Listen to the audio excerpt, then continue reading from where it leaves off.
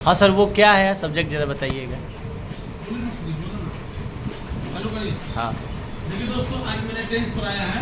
Tense से जो question है ये एनसीईआरटी द्वारा ये पूछा जाता है, जिसमें आपको ये इम्युनिटी स्किल यानी कि ये इम्युनिटी स्किल हो गया या इसी में का जो ये है वर्ड और कैलकुलेशन एंड साइंस में, इसमें आपको 5 नंबर से क्वेश्चन पूछेगा। और जो एनबीडीसीएल जो होता है बिजली विभाग में, इसमें भी आपको 5 नंबर से क्वेश्चन पूछेगा। इसमें जो ये हो गया जैसे टेंस हो गया, इसमें मैंने शॉर्ट में लिखवाया है, इसका स्ट्रक्चर मैंने बताया है। और इसका जो डिवाइड बाई डिवाइड जो चैप्टर बाई चैप्टर होगा उसका स्ट्रक्चर पर ही पूछेगा टेंस।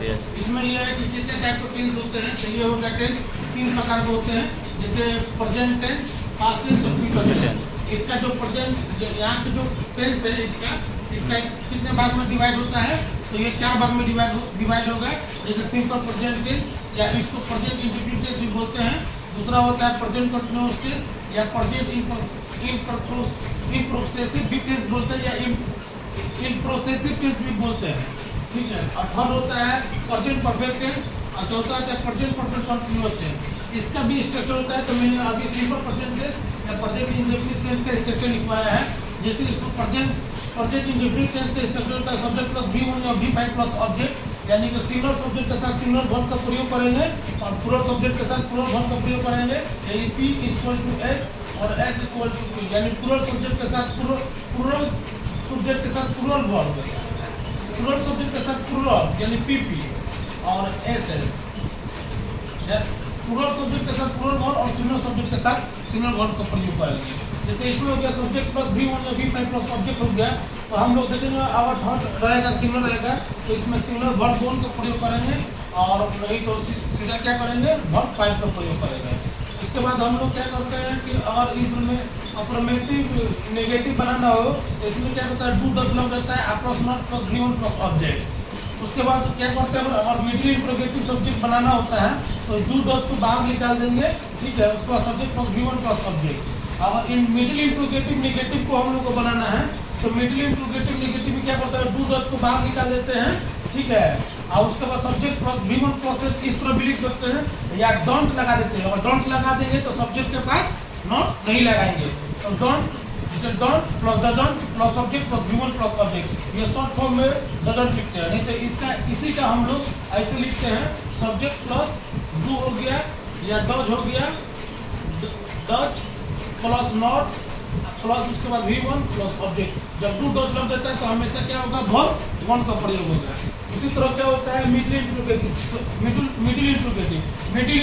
में यहाँ पे मैंने दोस्तों लिखा है। जैसे मिडिल इंट्रोगेटिव में जो व्हाट माने क्या, व्हाई माने क्यों, व्हेन माने कब, हुज माने कौन। यहाँ पे मिडिल इंट्रोगेटिव माने WH वर्ड माने यहाँ पे WH वर्ड दिया है, यहाँ पर भी WH वर्ड दिया है, यहाँ पे भी WH वर्ड दिया है और इधर भी WH वर्ड दिया है।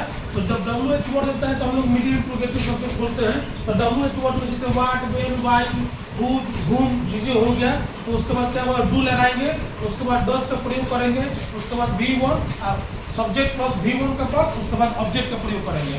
अगर इसी को मिडिल इंट्रोगेटिव में हम लोगों को बनाना है तो मिडिल इंट्रोगेटिव सब्जेक्ट में बनाना है तो WH वर्ड, जो WH वर्ड मैंने यहाँ पे बताया कि ये WH वर्ड है। उसके बाद क्या होगा डू डज का प्रयोग करेंगे, उसके पास subject plus not plus V1 plus object. इसी को मैंने शॉर्ट में लिखा है यहाँ पे दोस्तों देखिएगा कि WH word plus done plus doesn't plus object plus V1 plus object, इसी से आता है। और ये जो होता है NBPDCL में जो आप लोग देख रहे हैं या CBT जो आपको एग्जाम में पूछेगा 1 या 2 में, ये थोड़ा सा बेसिक आपसे पूछता है, इसमें से ज़्यादा हार्ड नहीं रहता है।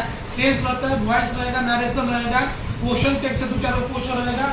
अगर आप लोगों को टेंस अच्छे से पढ़े हुए हैं या टेंस आप लोग जानते हैं तो आप स्ट्रक्चर देखिएगा तो तुरंत उसके बाद डू डज के बाद आपको कौन सा वर्ब लगेगा ये देखकर आपको मारना है, आपको घबराना नहीं है।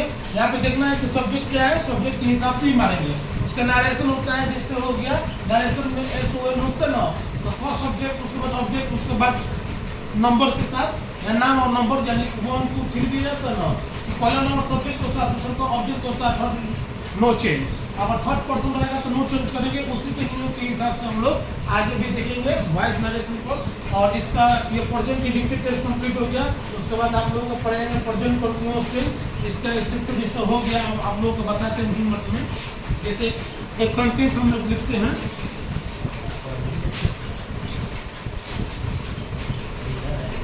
ठोक दिए बड़ा दिन का पूरा कट गया, हैं? पूरा बंद हो गया, बंद हो गया रिकॉर्ड